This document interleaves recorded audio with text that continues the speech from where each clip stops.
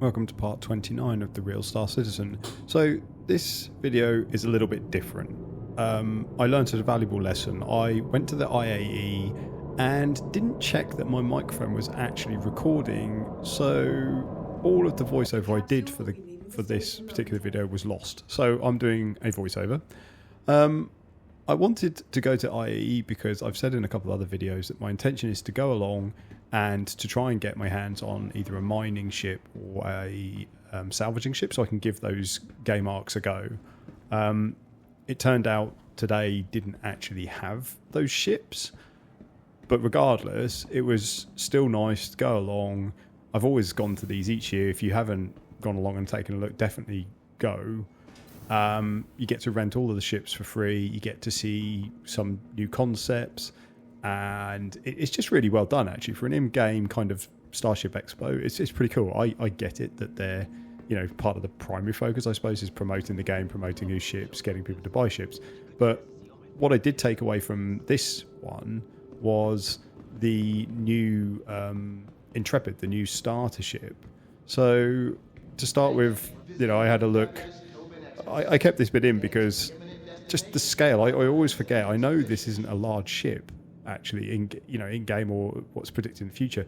But even looking at some of the existing ships, the scale is just still blows my mind every time, and I get kind of absorbed into it as I did there. But this is the new starter ship. So I had a look around, and it's pretty cool, right? These little winglets on the end are actually the VTOL piece. When you start the engines up, they come down. It just looks so good. For a starter ship, it's crazy. You do have to watch those steps. They come out at like neck level, so someone's going to end up getting decapitated. Obviously, there was a lot of other people online, actual players, taking a look around. So this is not an in-depth review or anything like that. This is just a quick look at it, because if you want in-depth review, there will be a myriad of other videos put up which will go into everything that you need to know, spec-wise, size, weight, whatever. It's not really what I'm about. I love that it has this, I'm not actually sure what size it is, size 3 or size 4, whatever, gun on the front. I think that's very cool. Kind of, I like that. It's something I like anyway. Inside, I noticed as well that everything just seems to be ready. Everything's to such a high standard for future gameplay, components, engineer gameplay. I may have taken the fuses out of the ships. I don't know why I did that. Here you've got like a quarters. Not totally sure what this is. I couldn't work it out. Maybe it's for storage. You've got weapon. You've got places to put. Storage wise, it's very, very cool. Lots of physicalized doors and just nice. The bed, which I've recently been told, I think I said in my last video, if you hold down F, you can actually lie down. So bed logging is a thing. There you go, demonstrated. This blew my mind. Not the toilet. We've seen toilets, but the mirror worked. And I don't know if it's just me and I haven't been on ships recently, and this has been fixed in other ships as well, but on the ships that I've owned, the mirrors have never worked. So yeah, that kind of blew my mind a little bit. Got a little kitchen area, you can store your drinks, I guess, and your food in there.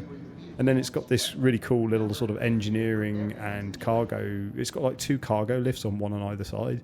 They lift up, you can close them inside. You can actually get in and out of the ship, but I did go up in one of the lifts, but I couldn't open this exterior door from standing on the lift for some reason. I don't know what was going on there. Here, more physicalized components, and there's your engineering station, ready to come online maybe in 4.0, who knows.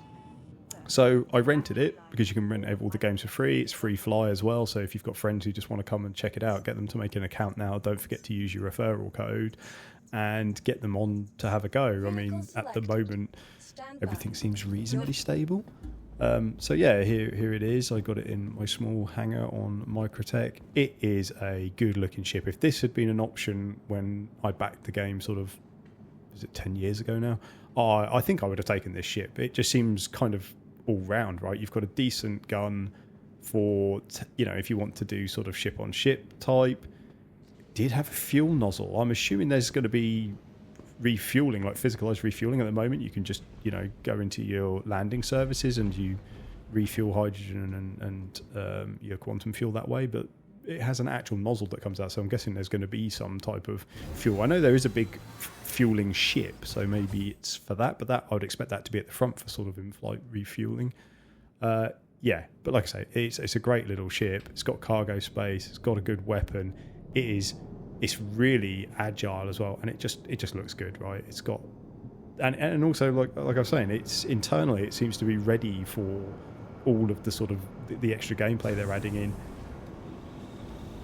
And yeah, so I decided to take it out for a quick spin just outside the spaceport, and yeah, just have a bit of a play. Like I say, it's very, very nippy, even in atmosphere. It was very agile. I could throw it around all over the place. Just sort of felt good. Obviously, I fly a slightly bigger ship, so getting myself into trouble in these small ships is pretty easy. Yeah, I have to be really careful about how much I'm heading towards the ground.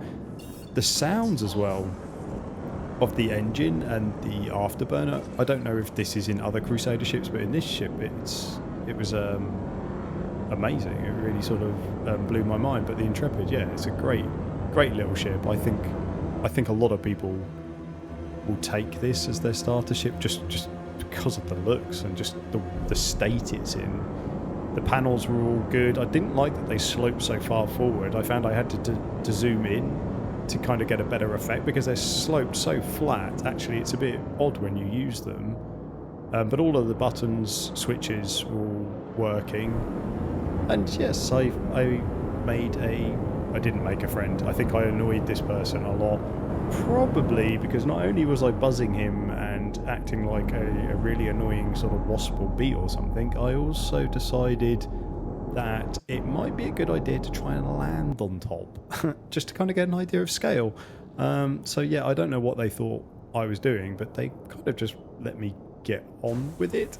As you'll see, it was a little bit hairy, but yeah, I mean, to just again, the scale of ships in this game just continues to blow my mind. I mean, I think what I've landed on there is actually the hangar doors.